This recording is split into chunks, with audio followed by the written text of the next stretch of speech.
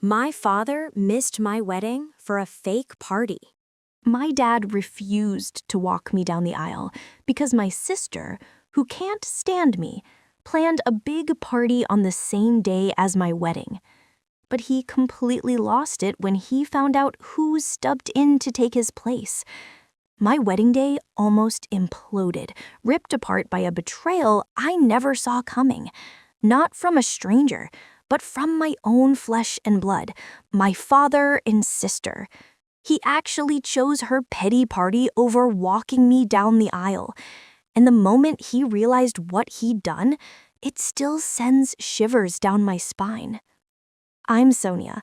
I was 29 when all of this happened. Growing up in Kyoto, Japan, our family seemed picture perfect. A cozy home, mom's iris garden, dad teaching me to ride my bike. My dad, Kenji, was my absolute hero. Tall, with salt and pepper hair, he had this commanding presence, but the gentlest smile. He'd sit with me at breakfast every morning, telling me, his eyes crinkling, "Sonia, you have the brightest mind I've ever seen. You are going to change the world someday." Those words fueled me. When I brought home straight A's, he'd celebrate with ice cream. My mom, Eiko, was the family's steady anchor. Her warm brown eyes and patient demeanor balanced Dad's occasional strictness. She worked part-time as a nurse, always putting us first. She'd spend hours helping me with homework or teaching me to bake her famous chocolate chip cookies. Then, when I was 12, everything shattered. Mom started feeling tired, and within 3 months, we got the devastating diagnosis: stage 4 pancreatic cancer. The next 6 months were a blur of hospital visits, whispered conversations, and watching my vibrant mother fade away. Her passing left a gaping hole we never properly addressed. My sister, Sayuri, 3 years older, was always complicated. Even before Mom died, she seemed to resent the close bond one had with Dad. She was tall and athletic. I was petite and bookish. Mom tried to celebrate our different strengths, but Sayuri saw every compliment I received as a personal insult. After Mom was gone, that tension between us exploded. Dad buried himself in work, often staying at the office until 9 or 10, I think to escape the emptiness of our home. His absence created a vacuum, and 15-year-old Sayuri was quick to fill it, appointing herself the new lady of the house. Dad's dealing with enough. She'd scold me if I asked when he might be home. He has important clients. We need to be strong for him. I watched her transform into someone I barely recognized. She started cooking, nothing like Mom's, of course, and taking charge. Dad seemed grateful, and their relationship grew stronger, while mine with him began to fray. His business success only made it worse. He was promoted to senior partner, meaning more money, but even less time. Sayuri manipulated this perfectly, using guilt trips and emotional tactics to solidify her place as his favorite. "Sonia just spent $60 on new finance books," she'd tell him, conveniently omitting it was for a forgotten school project. Or, "Sonia said she doesn't need you at her finance club concert. She knows how busy you are," when I'd actually been counting the days, desperate for him to attend. By high school, Sayuri had crafted an entirely false narrative about me for Dad. I was rebellious, ungrateful, only interested in friends. The truth was, I'd retreated into my studies in finance and art, trying to cope with losing both my mother and increasingly my father. The ultimate betrayal came my junior year. I was nominated for a prestigious investment strategy scholarship. I'd reminded Dad for weeks. The night before, I overheard Sayuri on the phone with him. "Sonia told me she doesn't want to make a big deal about tomorrow. She said having you there might make her nervous. Maybe just send a card." The next day, I sat alone at the ceremony watching other students with their proud parents as I accepted my award. Dad sent a text, "Congrats, have an important client dinner." I later found out from his assistant that Sayuri had called his office claiming I'd rescheduled the ceremony, making him book another commitment. When I confronted her, she just shrugged. You always want all the attention. It's pathetic. At 18, I couldn't wait to leave. I applied to colleges on the other side of the state, desperate for distance from that toxic house. The University of Tokyo offered a scholarship, and I threw myself into campus life, limiting visits home to major holidays, where I'd just endure Sayuri's subtle jabs and Dad's distant politeness. It was my sophomore year when I met Kai. He was tall, kind, with a quick smile, and a logical engineering mind that perfectly balanced my creative chaos. Our coffee meetup for notes turned into a 3-hour conversation, and within a month, we were inseparable. Kai came from a warm, boisterous family who immediately embraced me. His mother, May, a kindergarten teacher, made everyone feel special. His father, John, a civil engineer with a dry humor. His younger brother, Lian.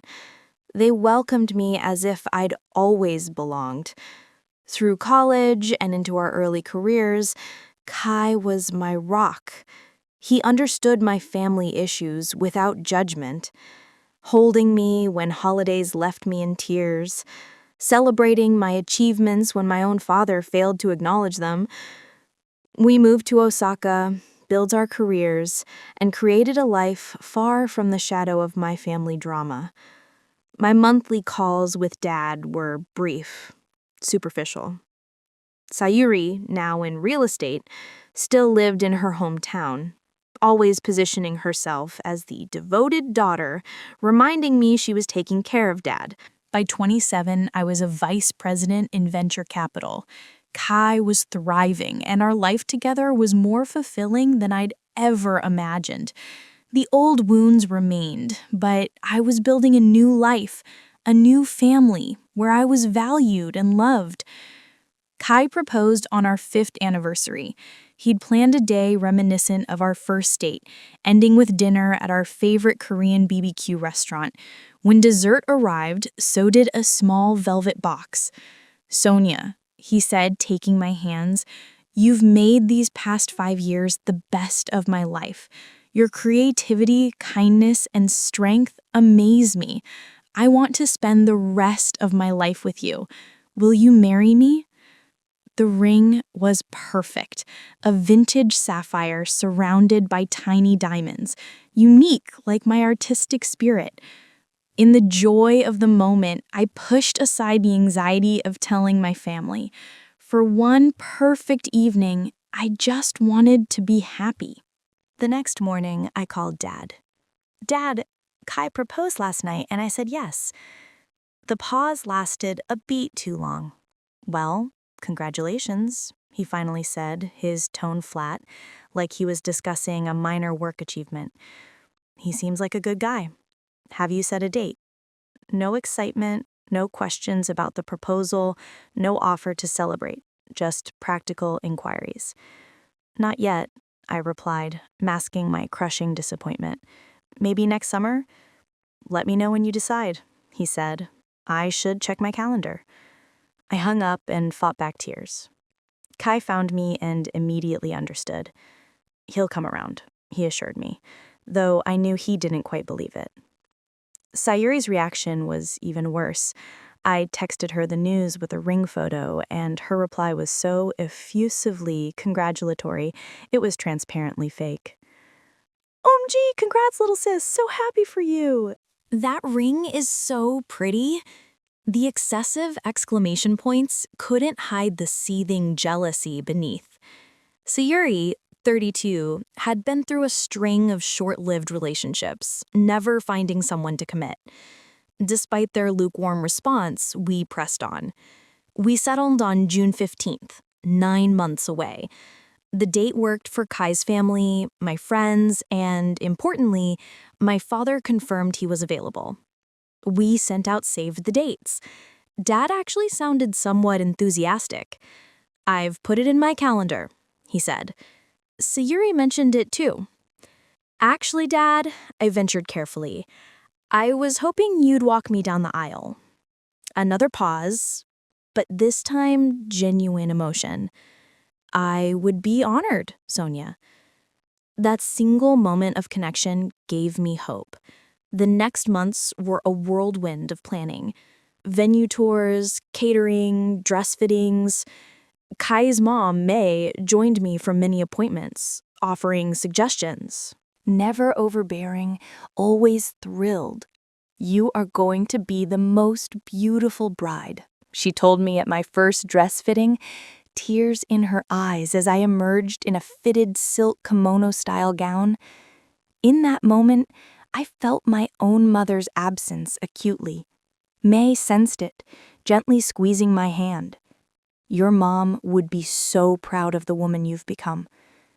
I also grew closer to Kai's uncle, Toshiro, May's brother-in-law.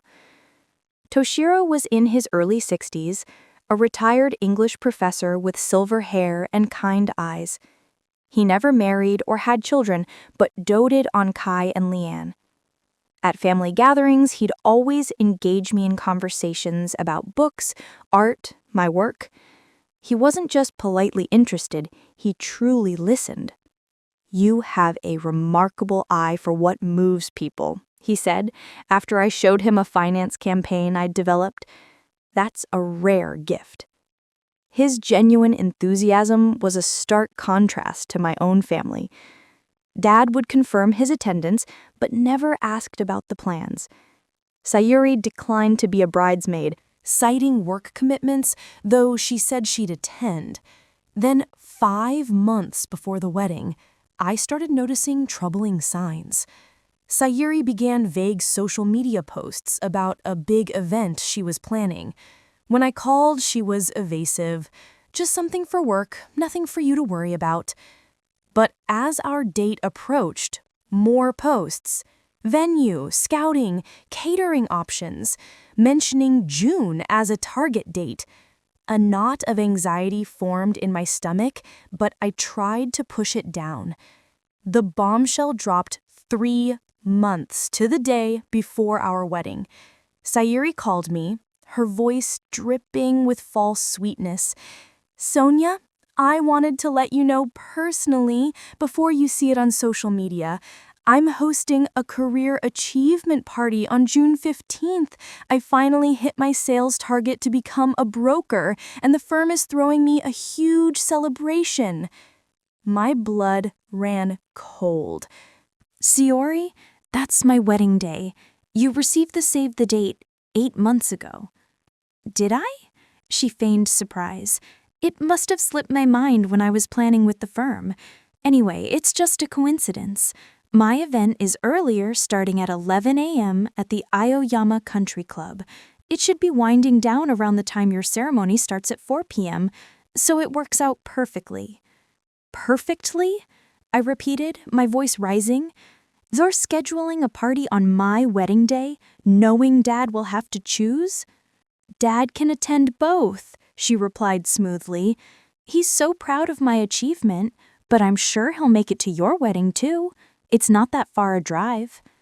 The country club was nearly 2 hours from our venue, making it physically impossible for anyone attending her event to arrive for our ceremony, especially the father of the bride, who needed to be there early. I hung up and immediately called Dad, praying he'd see through Sayuri.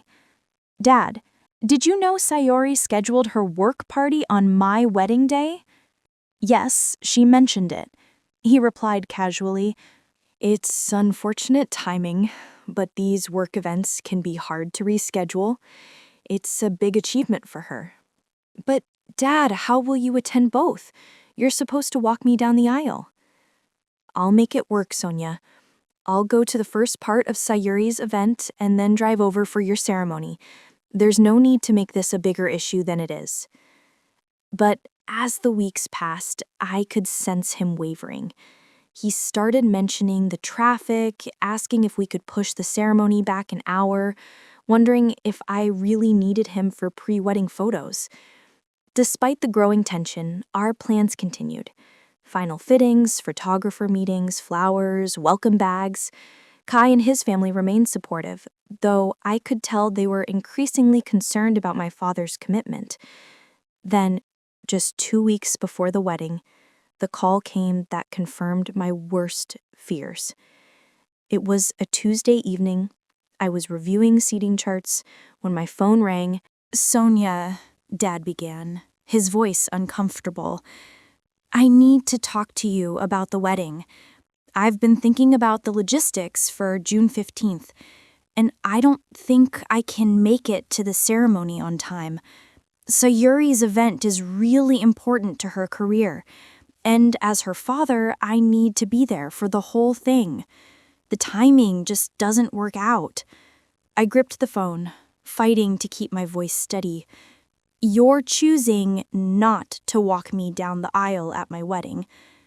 "It's not about choosing," he said defensively. "It's about practical timing. Sayuri's event is earlier, and I can't be in 2 places at once. Maybe you could ask Kai's father to walk you down the aisle, or your friend's dad. I'm sure someone else can do it." Someone else. As if walking your daughter down the aisle was an interchangeable task, something to be delegated to a stranger. "I see," I managed, my voice barely a whisper. "I'll still come to the reception," he added, as if it was a generous compromise. "I should be able to make it by 7 or so, depending on traffic." After mumbling goodbye, I dropped the phone and collapsed onto the floor in tears. Kai found me there 20 minutes later. "He's not coming," I sobbed into his shoulder. "He's choosing Sayuri's party over walking me down the aisle." Kai held me tight, his own anger evident in his tense shoulders. "I'm so sorry, Sonia. He doesn't deserve you." That night, Kai gently suggested postponing. "We could move it, give your dad no excuse." The thought had crossed my mind, but something inside me rebelled. "No," I said firmly. "I am not rearranging our wedding because of Sayuri's manipulations. That's exactly what she wants." The next day, May called to check on details and immediately sensed something was wrong. I poured out the whole story. "Oh, sweetheart," she said, her voice filled with motherly concern. "I cannot believe your father would do this to you." "I don't know what to do," I admitted. "Part of me wants to beg him, but I know that's what Sayuri expects." "She wants me to seem desperate." "Listen to me," May said firmly. "This is your day, yours and Kai's. Don't let anyone diminish it. Your father is making a choice he will regret for the rest of his life, but that is his burden to bear, not yours." Her words gave me strength, but the question remained, who would walk me down the aisle? The thought of walking alone felt like a public acknowledgement of my father's rejection. Later that week, Uncle Toshiro called. "Kai told me what happened," he said gently. "I hope you don't mind him sharing." "Of course not," I replied, touched. "I know this is a difficult time," Toshiro continued. "Family disappointments cut the deepest." Something in his tone suggested he knew this pain personally. "It sounds like you understand." "More than you might guess," he said. "My own father studied engineering instead of literature. Some wounds never fully heal, but we learn to build beautiful lives despite them." His wisdom brought fresh tears. "Thank you for understanding, Toshiro. Any time, dear. And remember, family isn't just about blood. It's about who shows up for you when it matters." 1 week before the wedding, I hit rock bottom. Despite excited emails from friends, final vendor confirmations, I found myself on the bathroom floor at midnight, overwhelmed by grief. The wedding was coming together perfectly, except for the gaping hole left by my father's absence. The next morning, Kai suggested I meet May for lunch. She was waiting at a quiet cafe. "Kai is worried about you," she said, squeezing my hand. "We all are." "I'm trying to be strong," I replied, stirring my tea. I keep telling myself it doesn't matter, that I'm better off without Dad there.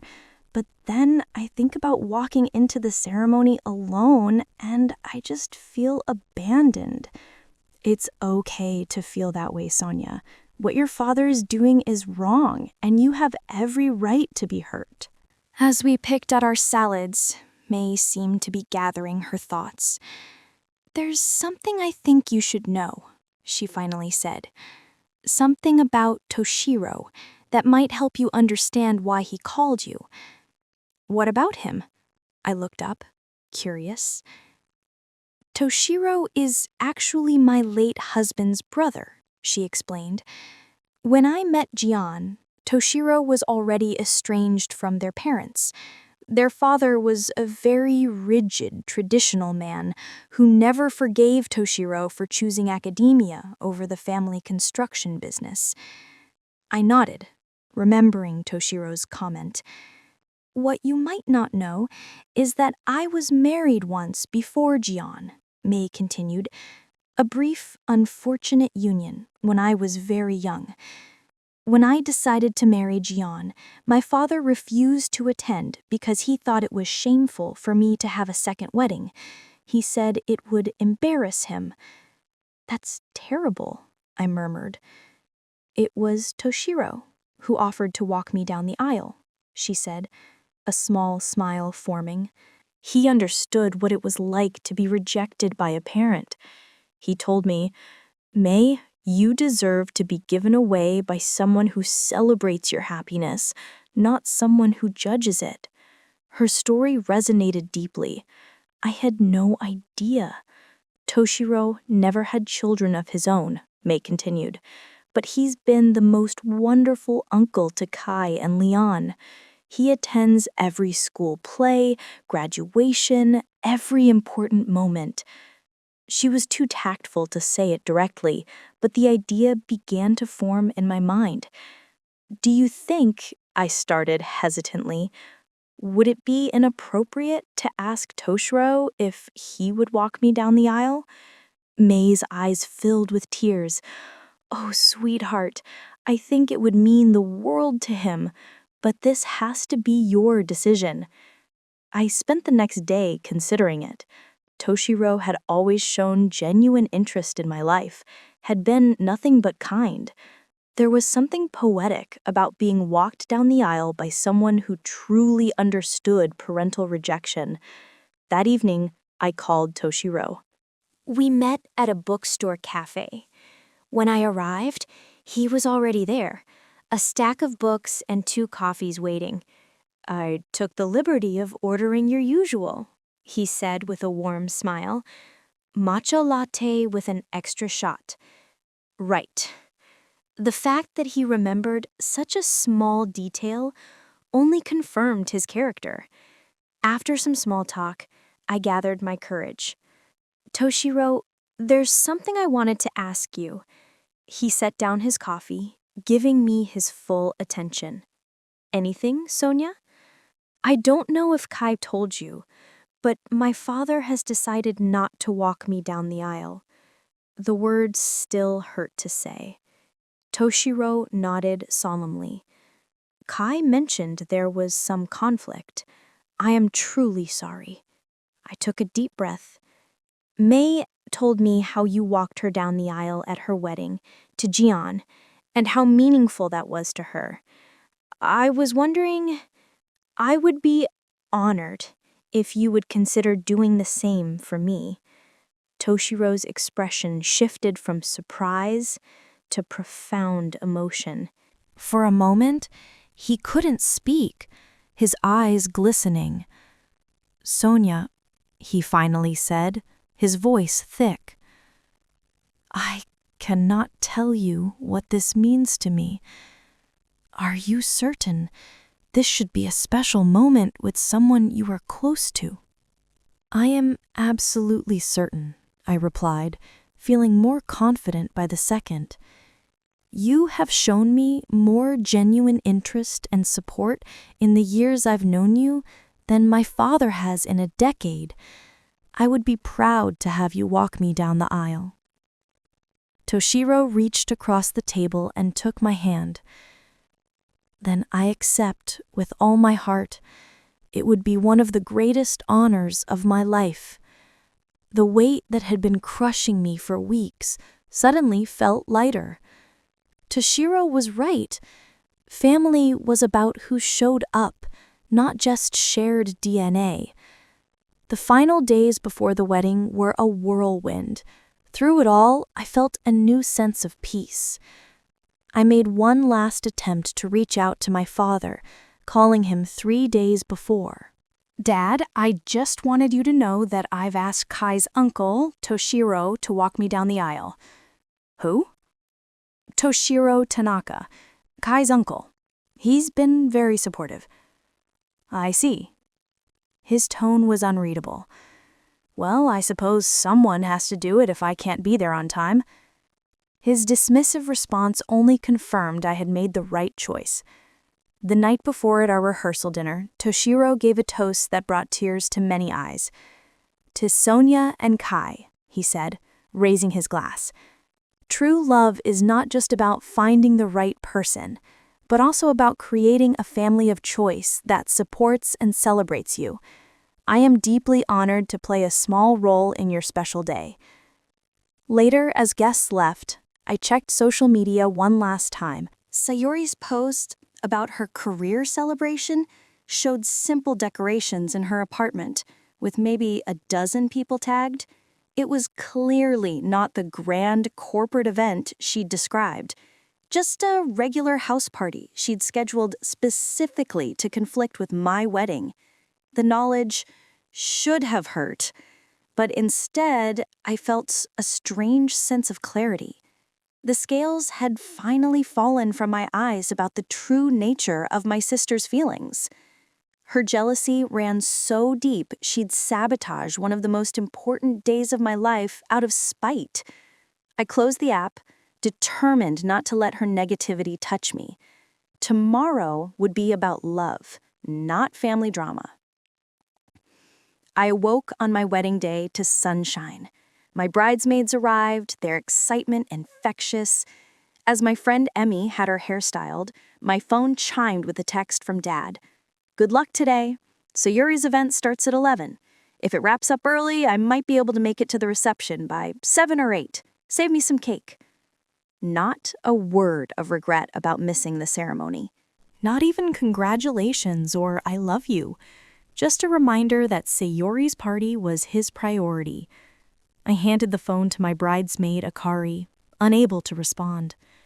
He's unbelievable, she muttered, giving me a supportive hug. Try not to let it ruin your day. Around noon, Toshiro knocked, immaculately dressed in his tuxedo, holding a small gift box. I hope I'm not intruding, he said. I just wanted to drop this off for Sonia.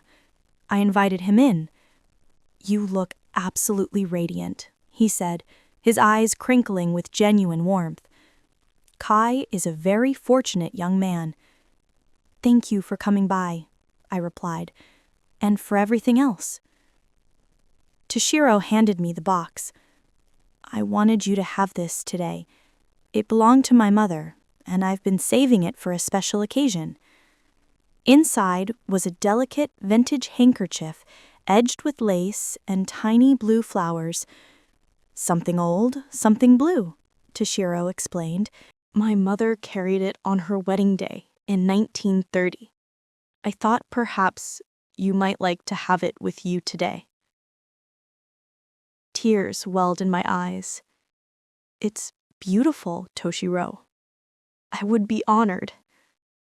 There's one more thing, he added, pulling out a small velvet pouch. May asked me to give you this. It was meant to be a surprise. Inside was a delicate silver bracelet with a single charm, a paintbrush crossed with a pen. She remembered you telling her how you loved both writing and painting as a child, Toshiro explained. She wanted you to have a reminder of your creative spirit. The thoughtfulness overwhelmed me. These people who had no obligation to me by blood had shown more care for my happiness than my own family. Please thank her for me, I managed, fastening the bracelet. This means so much. Toshiro nodded, understanding. I should let you continue getting ready. I'll see you before the ceremony.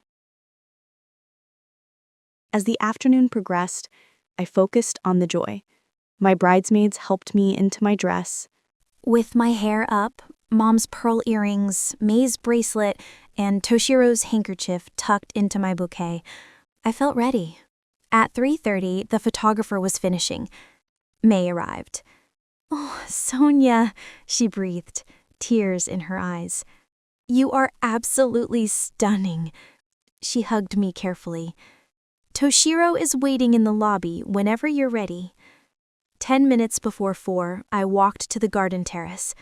Through the glass doors, I could see 90 guests, the floral arch where Kai waited, the string quartet. Toshiro was in the tiny room, slightly nervous but composed. When he saw me, his expression was pure pride. "Ready?" he asked gently. I nodded, too emotional to speak. He offered his arm. As the first notes of Canon in D began, the doors opened.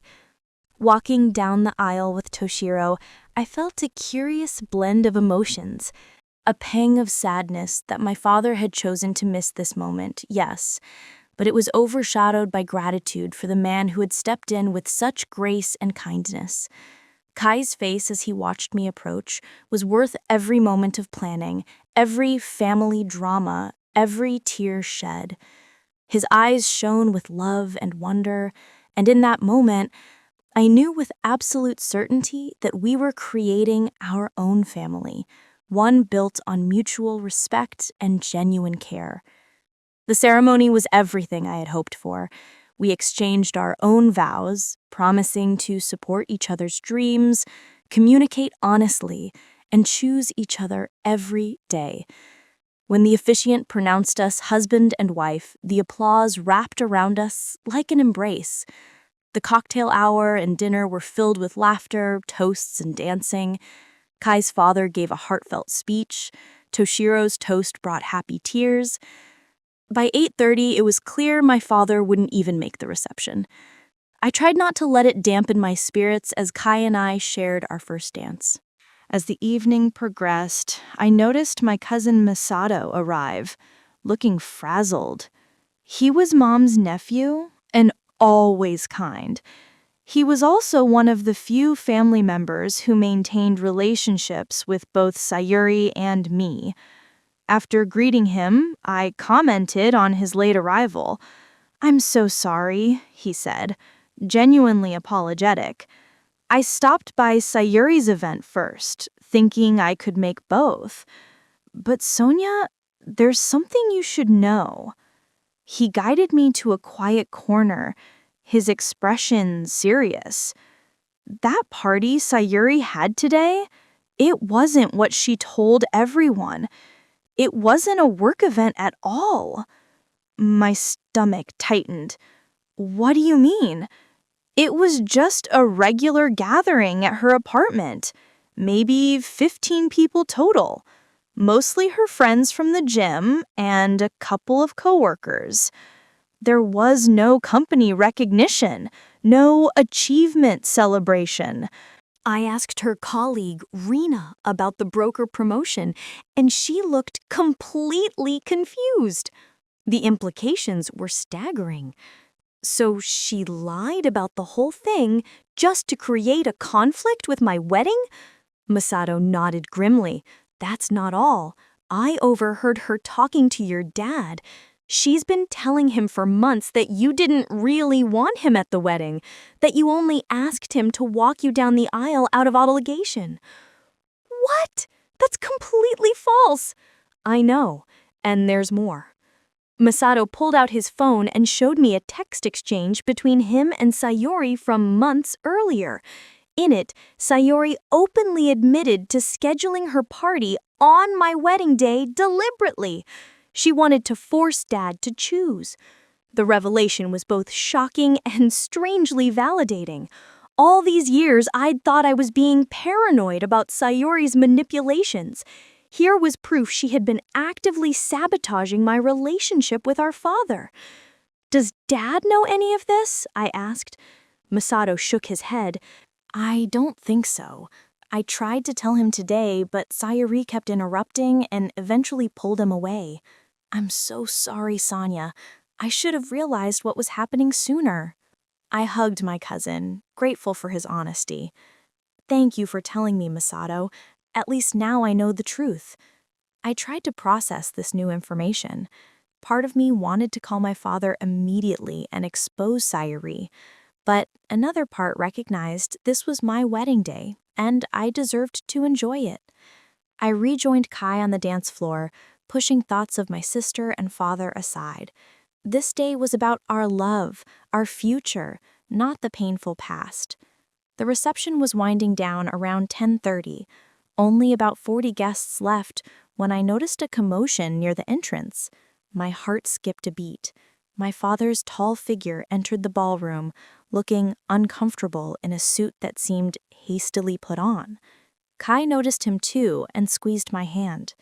"Do you want me to run interference?" I shook my head. "No, I need to handle this." My father approached awkwardly, holding a small gift bag.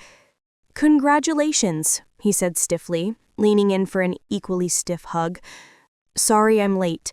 Sayuri's thing ran longer than expected."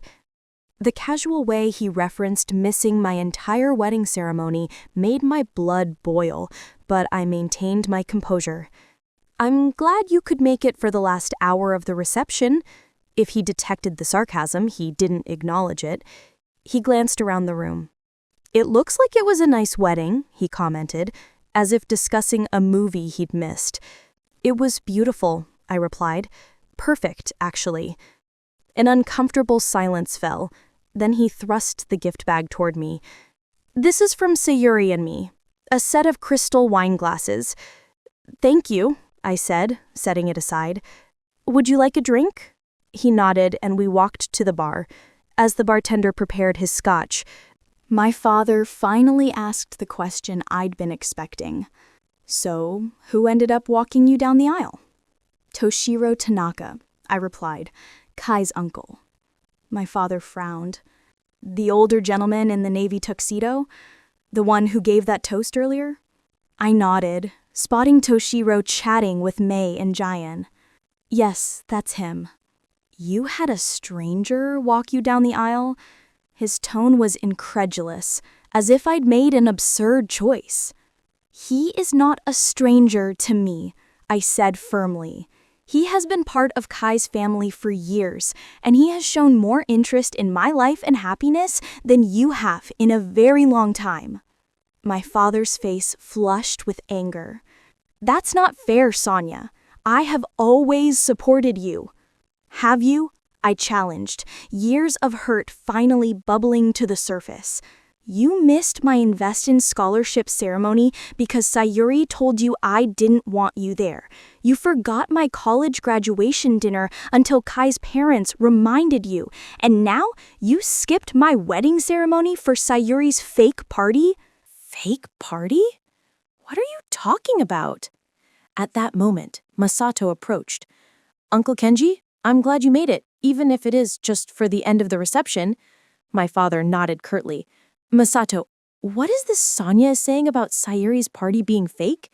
Masato looked between us, realizing he'd walked into a tense conversation. "I was just telling Sonia earlier, the party today wasn't a work event. It was just a regular get-together at Sayuri's apartment." "That can't be right," my father insisted. "Sonia said it was for her broker promotion. The firm was sponsoring it." "I asked her colleague Rina about it," Masato replied calmly.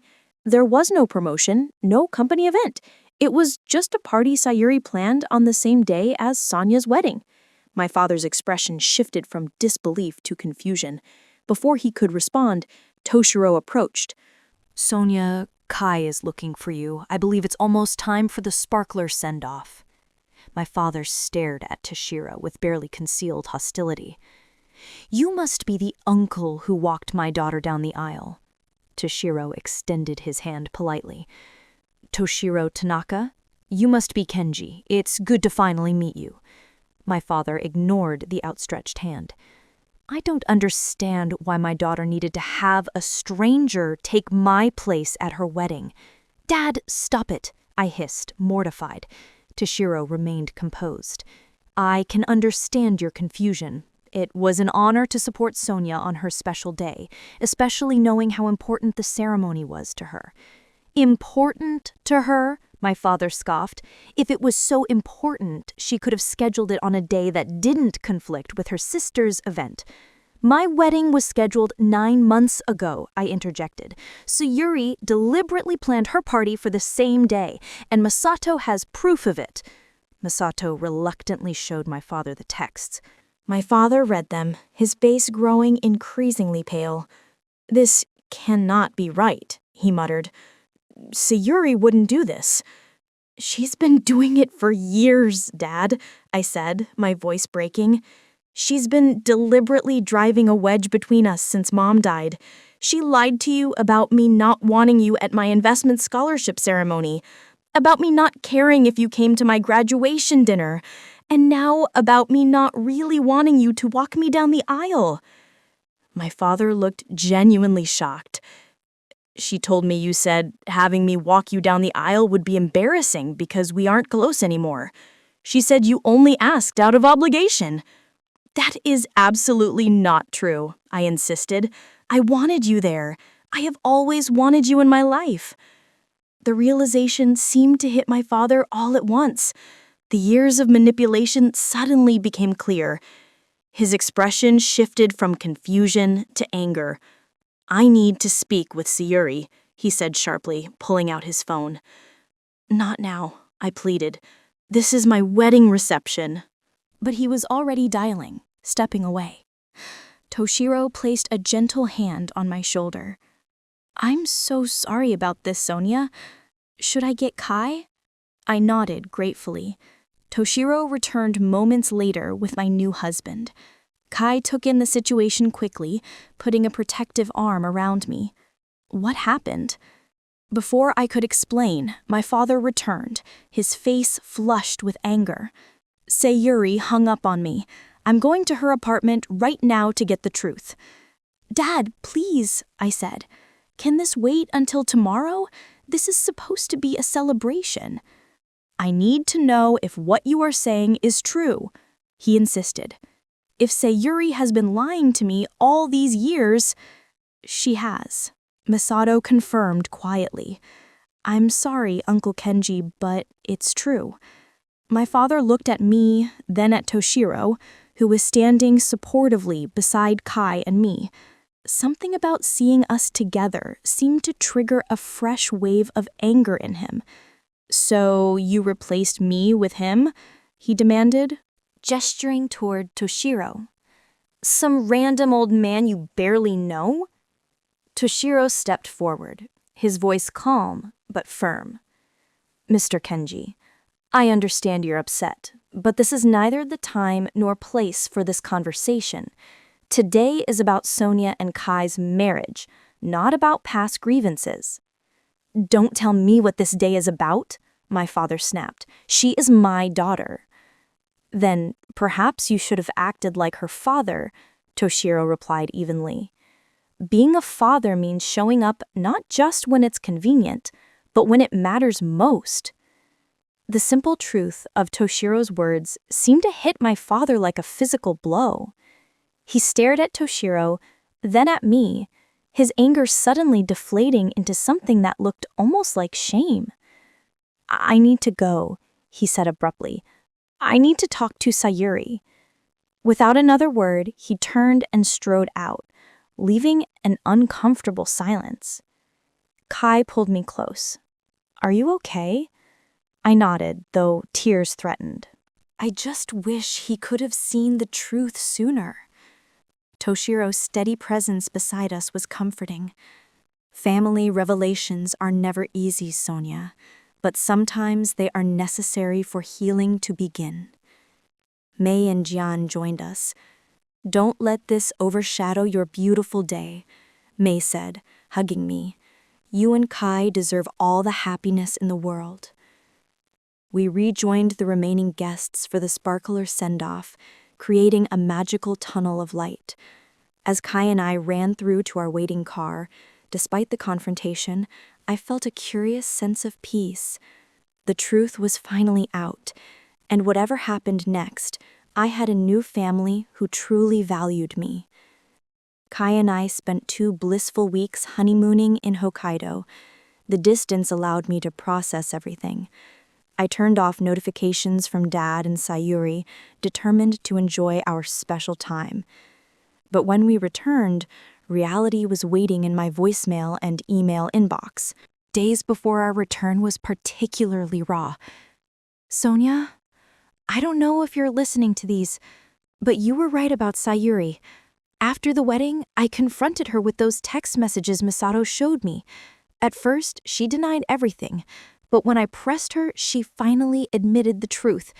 She's been manipulating both of us for years. I cannot believe I was so blind. I understand if you never want to speak to me again, but I hope someday you'll give me a chance to make this right. I am so sorry I missed your wedding. It was unforgivable. There were no messages from Sayuri, just a cold email stating she was taking time away from family drama and would be traveling indefinitely. I sat on our couch staring at my phone.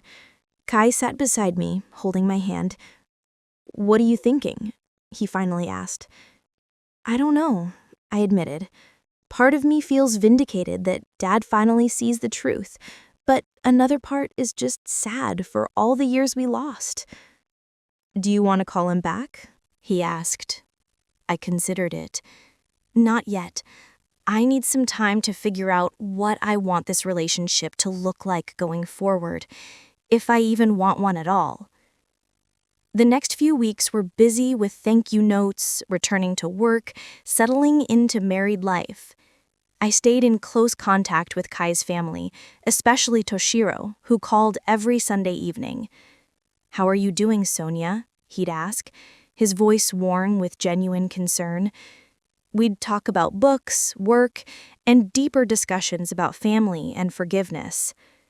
Toshiro never pressured me about reconnecting with my father, but his own experiences offered valuable perspective.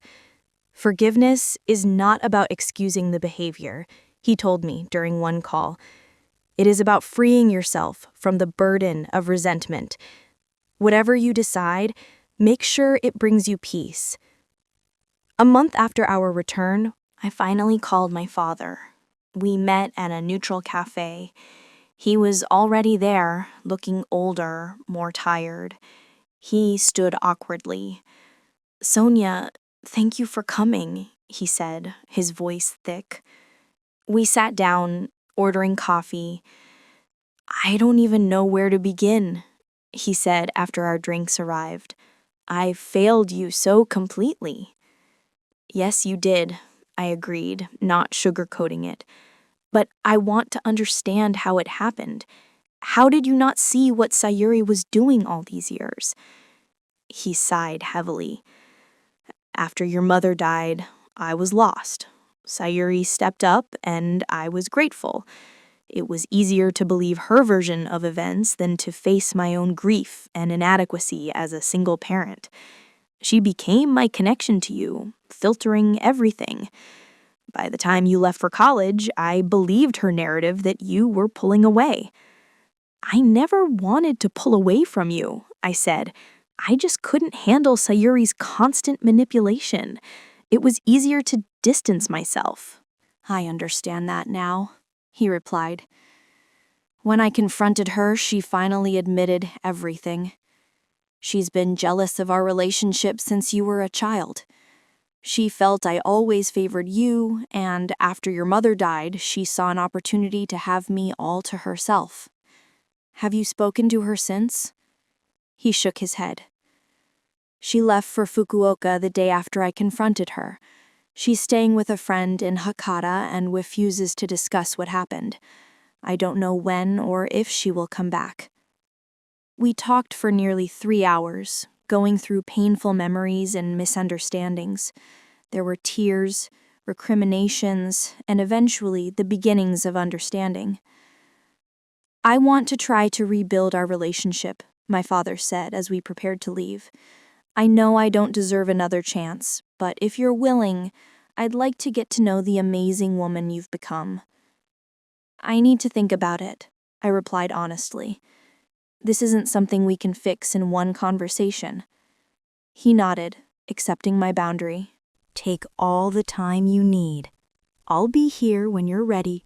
Over the following months, we began a careful reconciliation. Weekly phone calls became regular visits. I introduced him properly to Kai's family, including Toshiro, who displayed remarkable grace in welcoming my father despite their awkward first meeting. 3 months after our first reunion, my father suggested a family dinner at his home, including Kai's parents and Toshiro. It was a tentative step toward blending our families, and while there were awkward moments, there was also genuine effort on all sides. After dinner, I found my father and Toshiro in the living room, deep in conversation. "I want to thank you for being there for Sonia when I wasn't," my father was saying. "Walking her down the aisle should have been my privilege, but you did it with honor." Toshiro nodded thoughtfully. "She is a remarkable young woman. You should be very proud of who she has become, largely through her own strength and determination." "I am," my father agreed. "I just wish I had been more present to see it happening." Their conversation gave me hope that perhaps the wounds of the past could truly heal with time and effort. Sayuri remained distant, occasionally sending impersonal texts or holiday cards, but avoiding any real conversation. I came to accept that some relationships might never be repaired, and that was okay. 6 months after the wedding, we hosted our first New Year's as a married couple. Our dining table was filled with Kai's family, my father, cousin Masato, and a few close friends. Sayuri was invited, but declined. As we went around the table sharing what we were thankful for, my father's voice broke with emotion. "I am thankful for second chances," he said simply, "and for a daughter whose capacity for forgiveness humbles me every day." When it was Toshiro's turn, he smiled warmly around the table. "I am thankful for the reminder that family is created through love and choice, not just biology. And I am especially thankful to have gained another niece in Sonia, whose courage and grace inspire me." On our 1-year anniversary, Kai and I held a small dinner party. Toshiro surprised us with a toast that brought tears to my eyes. 1 year ago, I had the privilege of walking this beautiful young woman down the aisle to marry the man she loves. What began as an honor became one of the greatest gifts of my life, the opportunity to be part of Sonia and Kai's journey. May your marriage continue to grow in strength and joy, and may you always remember that true family consists of those who choose to love you, even when it's difficult. As I reflect on the journey that brought us here, I realize that sometimes life's greatest wounds can lead to unexpected healing. My father's absence on my wedding day led to Toshiro's presence, which in turn created a bridge for my father's eventual return to my life. The family I have now includes both those I was born to and those I have chosen, all imperfect, all valuable in their own ways. I've learned that forgiveness doesn't mean forgetting or excusing harmful behavior. It means freeing yourself from the burden of resentment and creating boundaries that protect your heart while allowing for growth and change. The father who walks you down the aisle should indeed be someone who has walked beside you through life's challenges, supporting and loving you unconditionally. Sometimes that person shares your DNA, and sometimes they come into your life through other paths.